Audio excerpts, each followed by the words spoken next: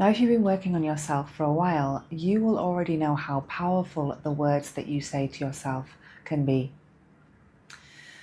And I would say that perhaps one of the greatest gifts that practices like mindfulness can give us is that awareness of self-talk. When we become aware of the words that we're saying to ourselves, then we start to see how they can shape our lives, how they can shape our relationships, and how they can just have a huge effect on how we are feeling, for good and for ill.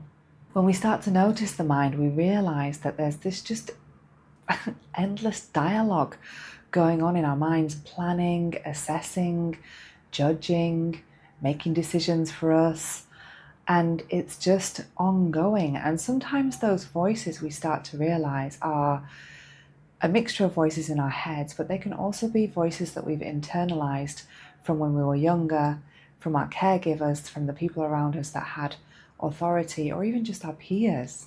It's easy to think that nobody's got a mind as active as mine, for example. You might find that you often experience things like mind attacks, where the mind is just constantly thinking and talking about one particular subject. You might feel like your mind is very overactive, and that you can't calm it down in any way at all. But you'll be maybe not so surprised to find out that most of your clients and the people around you will be experiencing something very similar. Hopefully you are meditating. Hopefully that quiet time is part of your daily routine. And the thing with meditating is that I found is that for a while I was doing a lot of guided meditations, which are obviously brilliant as well, because they're taking your mind to a more positive place. They're encouraging you to believe in yourself, to let go of stress, to feel more relaxed. All of those things are fantastic, but you're still working with the mind.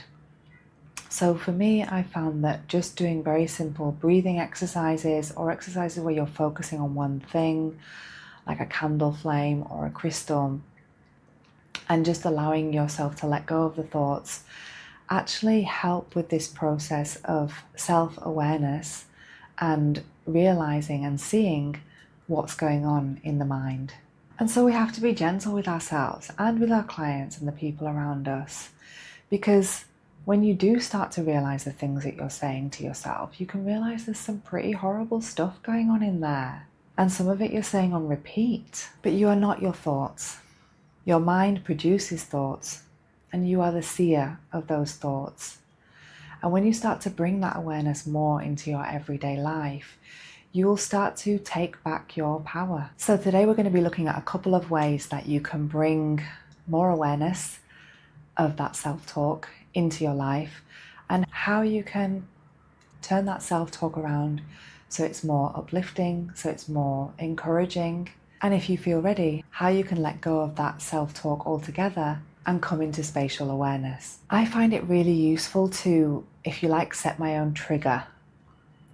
So for me, I've decided that when I step into the shower, that's my trigger for taking a few moments, a few minutes to watch my mind, see what's coming up, listen to its stories, have a word with it if necessary.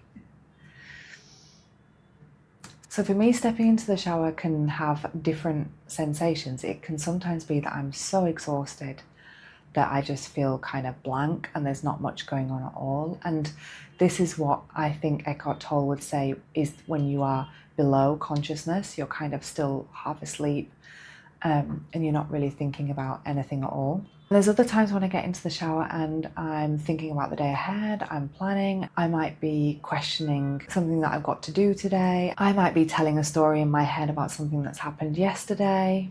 There's just a million different things that can be going on in our head when we're in the shower, supposedly washing our body. And we're thinking about all of these different scenarios that could happen, that have happened, that might happen. So this is when you really need to go with your feelings. Does this feel like a time where you can flip the script, if you like, and you can turn some of those phrases around? Instead of mulling over, why am I so tired, and questioning that, you might turn it around and say something like, the water cleanses and energizes me. And imagine that the water is cleansing and energizing you. Instead of thinking about how stressful the day is going to be or how much you've got to do, you might turn it around and say something like, I feel confident and happy about the day ahead. Now, you might be thinking, God, I can't jump from that feeling, which is quite self-defeating and negative in a way, to suddenly feeling confident and happy. And I completely get that. So a little trick that I use sometimes is to use the phrase, wouldn't it be nice? By using this phrase, you're just making a suggestion, but it's also just slightly raising your vibration from where it was. So instead of feeling stressed and worried and anxious about the day ahead, you might say something like, wouldn't it be nice if everything turned out better than I expected? Wouldn't it be nice if I stayed connected to my inner wisdom for the rest of the day? Wouldn't it be nice if I got a sign from my angels today? So you can see that with these phrases, I'm not insisting that they change, but I'm making a suggestion, and that slight shift in energy is just going to make your body feel better. Your cells are going to respond to that. So turning around that self-talk can be a really useful tool when you're in the shower. Another little tool, if you feel like it's just too difficult to turn those thoughts around, then you can do something that Eckhart Tolle often recommends, which is to come back to the physical senses. So just noticing the water falling on your skin, you might notice how it feels. You might come back to the smell, maybe you're using a nice floral shampoo or soap or something, just really breathing in and noticing the smell of the shampoo. You might notice a taste in your mouth, maybe you've just brushed your teeth or you haven't yet. And what can you see? Just have a look at your body and not labeling it or, giving names to what you're seeing, but just noticing your skin and noticing the water on your skin. What can you hear? You might be listening to the water coming out of the shower, some of the noises that are going on outside of the space where you are.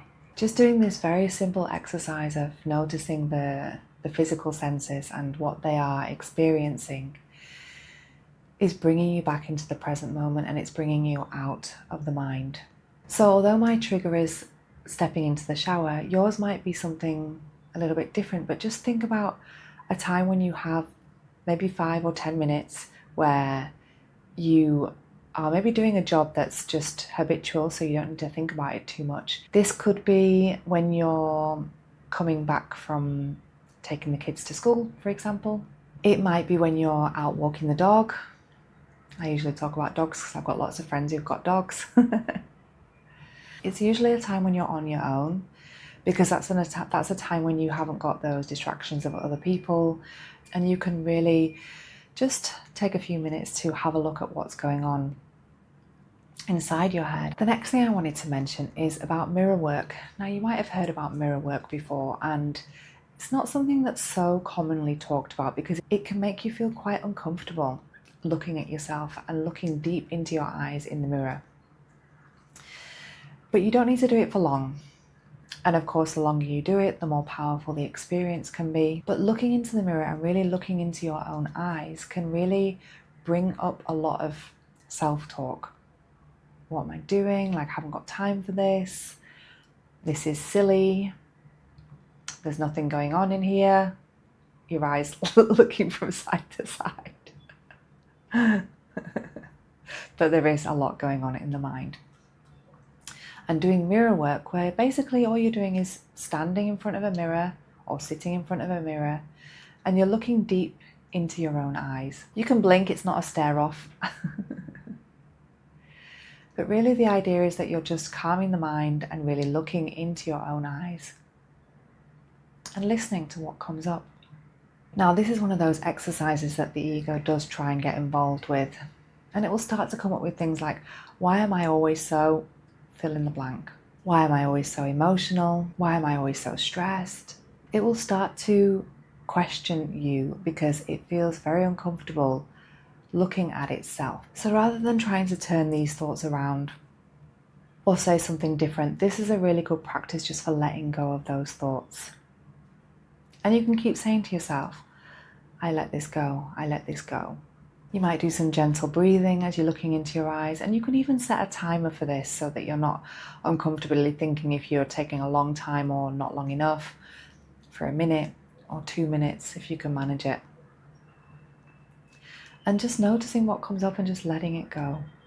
So in this video, we haven't talked so much about your clients, although all of these things that I've mentioned could be techniques that you suggest to your clients if you feel like it's appropriate.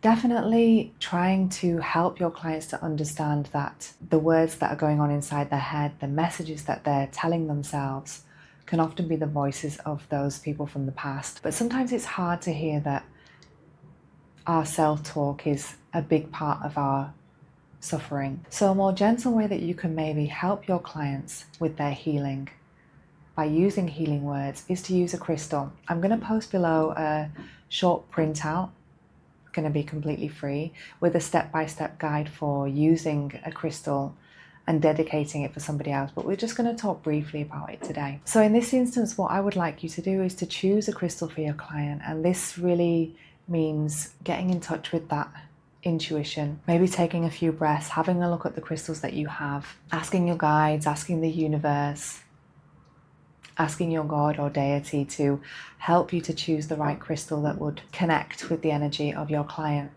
Once you've chosen that crystal, you're going to hold it on your heart and you're going to dedicate one powerful word to the crystal. It could be something like heal. You might hold that crystal to your heart and you might say something like love. Here we're really thinking about higher vibrational words that you can infuse the crystal with. Courage, let go, be brave. Whatever you think your client really needs, infuse this crystal with one word that really encapsulates the energy.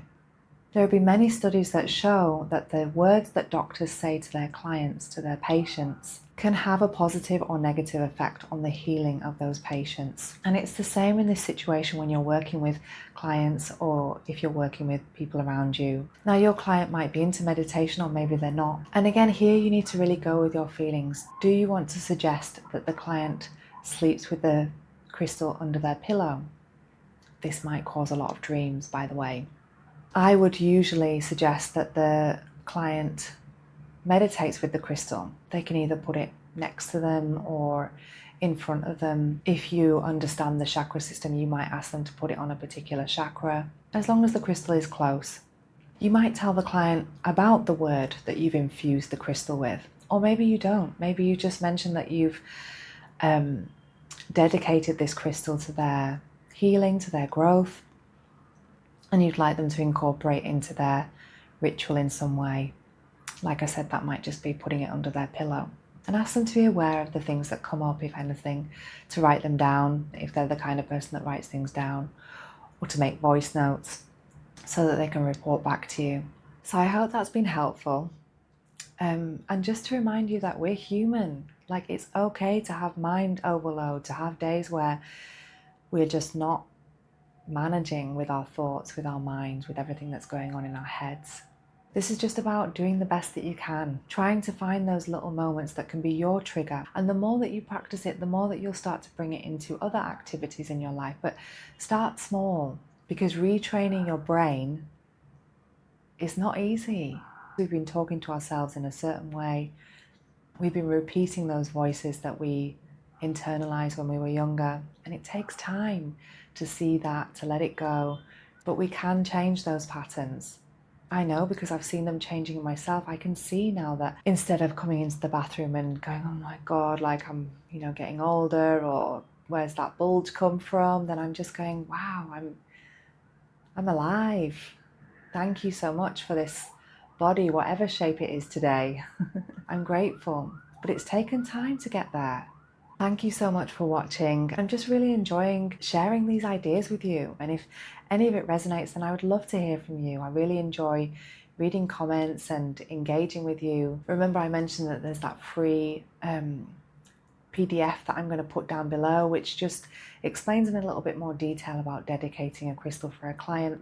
And yeah, look forward to seeing you for the next one. I am now offering astrology mini readings by voice message, personalized reading, which is going to help you to understand the energies of your birth chart. If you've never done astrology and you don't really know much about your astrological chart, this is really going to give you a way in. And if you have got more experience, this is just going to take you a little bit deeper. I hope to see you on the next video.